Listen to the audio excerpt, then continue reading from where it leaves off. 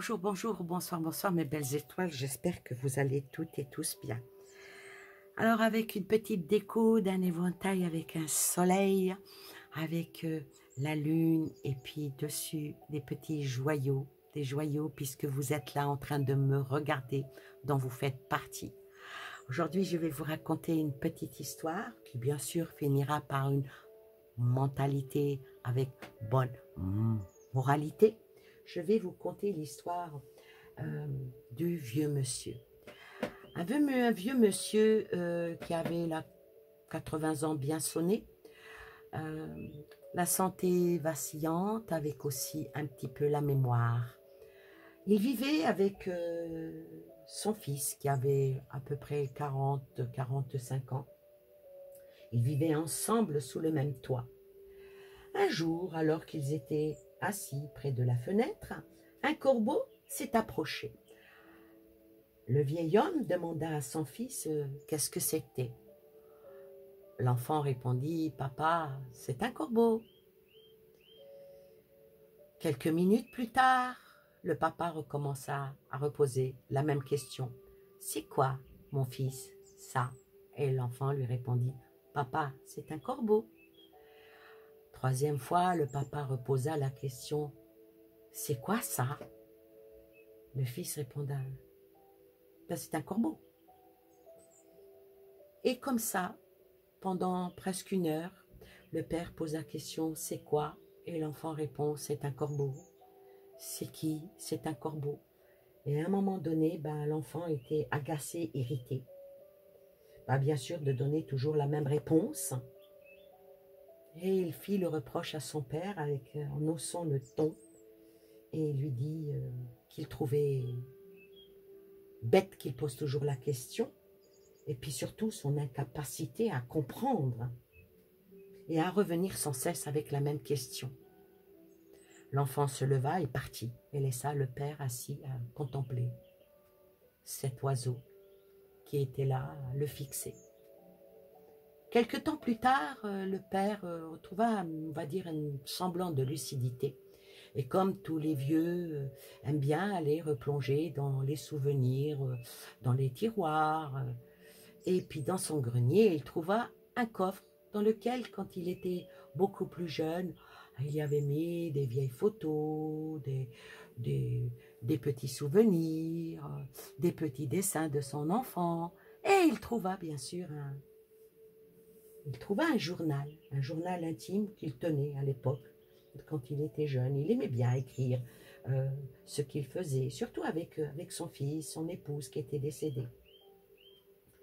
Et quand il vit le petit cahier, où il y avait écrit tant de souvenirs qu'il a vécu avec son fils, il prit le cahier et le donna à son fils et lui dit « Lis, lis ». Et voilà ce qui y était écrit. Mon fils et moi étions assis sur le canapé près de la fenêtre. Il avait tout juste 4 ans. À la vue d'un corbeau sur le rebord, il me demanda ce que c'était et je lui ai répondu « C'est un corbeau, mon enfant ».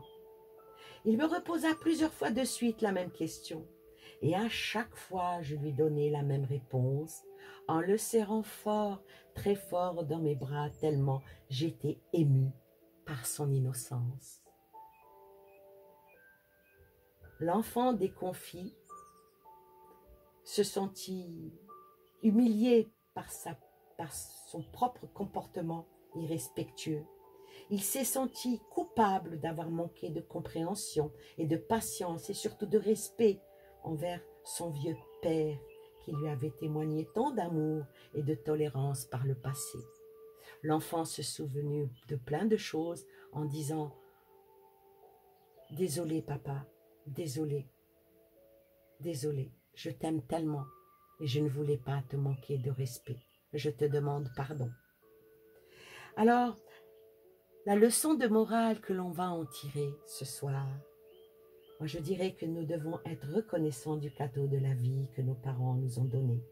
Cette reconnaissance n'est pas forcément matérielle, mais une reconnaissance doit surtout venir du cœur, alors faisons en sorte de comprendre leurs faiblesses leur invalidité s'ils sont malades et peut-être prendre un peu soin d'eux, de reconnaître leur sagesse, de nous avoir aimés, nous avoir choyés et surtout de nous souvenir à quel point ils étaient proches de nous, de passer plus de temps peut-être dans leur vieillesse peut-être qu'ils ne l'ont passé dans notre jeunesse, de leur témoigner notre amour, notre affection, d'éviter les conflits, les disputes en adoptant une bonne communication avec eux et surtout de les respecter. Souvenons-nous que la vie est courte, que nous avons peu de temps à passer avec nos parents en âge avancé. Souvenons-nous aussi qu'un jour, nous aurons des enfants et que nous aimerions qu'ils nous témoignent le même respect.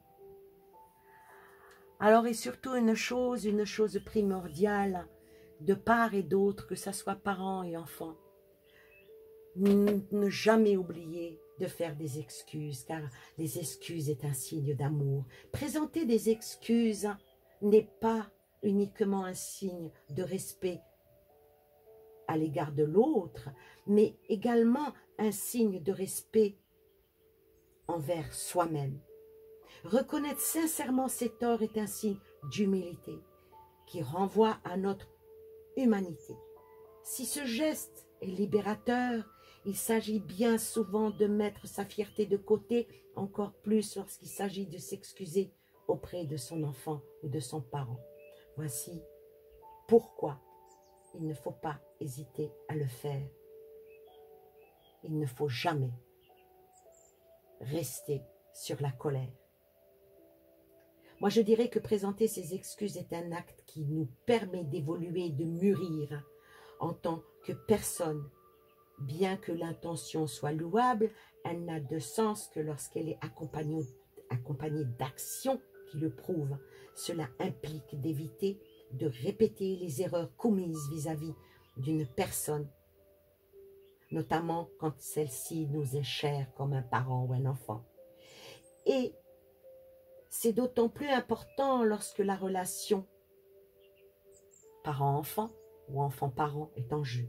L'importance de s'excuser auprès des siens, de nos enfants, lorsque nous nous trompons, c'est même un devoir. La relation parent et enfant est unique et fait partie des plus belles expériences qu'une personne puisse vivre. Parfois, l'amour que l'on éprouve pour notre enfant n'est pas toujours exprimé de la bonne manière. Chaque parent est dans sa volonté de bien faire, n'est pas à l'abri de commettre des erreurs en criant, voire en se comportant mal avec son enfant. Mais si les erreurs font partie de l'aventure parentale, s'excuser auprès de son enfant est une importance capitale. Et s'excuser auprès de son parent, c'est ça qui fait la fondation de la famille.